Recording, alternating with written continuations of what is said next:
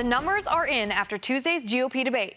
And one America's poll shows that of those polled, if they had to vote today for a GOP candidate for president, 24% said they would pick Senator Marco Rubio, 22% said they would pick Donald Trump, and 20% said they would pick Ben Carson. Here with me today to discuss these polls is political commentator Wayne Allen Root. Wayne, thank you for joining me today. Hey, Liz, how are you? I'm doing well. What did you think of these poll numbers? Is it surprising Senator Rubio did so well and beat out the GOP frontrunner Donald Trump? Well, it was only about 10 days ago I heard that Ben Carson was in the lead. If you look at all the polls, the enormity of every single poll, average them out, Donald Trump has the lead. I don't think there's any question Donald's the lead. I think Marco's doing better, but I don't think he's got the lead in any other polls nationwide or any consensus of polls nationwide. I think he's the new consensus establishment candidate. I have no question about that. And I think he won the debate. And I think your poll reflects, I think people might have thought who won the debate. I would have picked Marco and Cruz in second and Donald Trump in third. But who do you support for president? The latest polls I've seen indicate that overwhelmingly Republican voters like Donald Trump's views on immigration, building a wall, deportation. So I think Donald is still the one to beat, I would say. Yeah, I would maybe agree with you on that. And our polls did show that Marco Rubio won the debate. 41% of the people we polled said that he was the winner. Why do you think he was the winner? What exactly did he do or say that caused him for people to think that he won? Well, you know, remember, I was in a presidential debate. I ran for president of the United States as a libertarian in 2008. I was on national TV on Fox Business in the debate and then on C-SPAN. So I've been in these debates, and whoever is the best talker gets a lot of attention, makes people think, wow, I like that guy.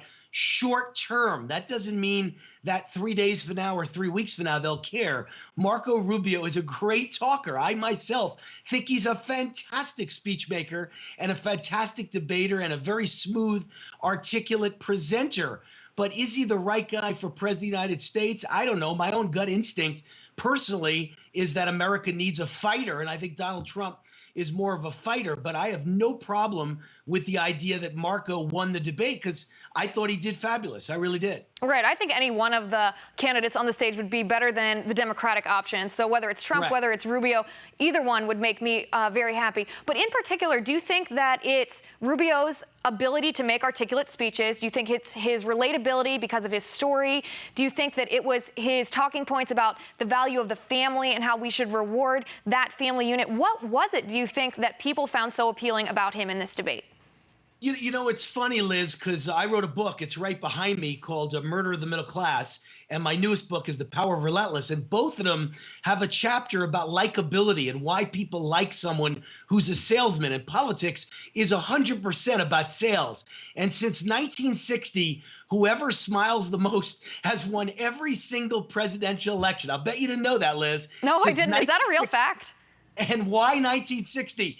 Because that was when Americans first had TVs in their living rooms in a large percent of the population. So as soon as people could watch you on TV, they like a big smile. Well, Marco Rubio smiles. Ted Cruz, not a big smiler. Donald Trump, not a big smiler. Ben Carson almost never smiles. The reality is Obama smiles a lot. Ronald Reagan smiled a lot. And I've been arguing with the GOP for years now that people don't even care or know what your issues or policies are. They vote for whoever is most likable, whoever smiles the most, and whoever's the best salesman. Ronald Reagan was the best salesman and the biggest smiler in the modern history of the Republican Party. And I wish I could get all the other candidates to smile as much as Marco Rubio. I think they like him because he's a good-looking guy. He's young, he's youthful, he's high energy, enthusiastic, and he smiles a lot. People like that. That's pretty obvious. I don't know what that says about the American public, though, if we vote just based off of appearance and not based off of substance. Although I agree with you, it is much more appealing to watch a candidate who you relate to, who seems like he's enjoying himself, who's smiling.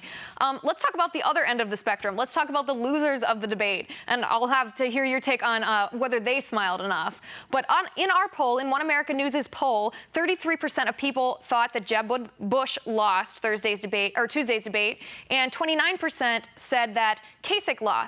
Was this at all surprising given their performances that night?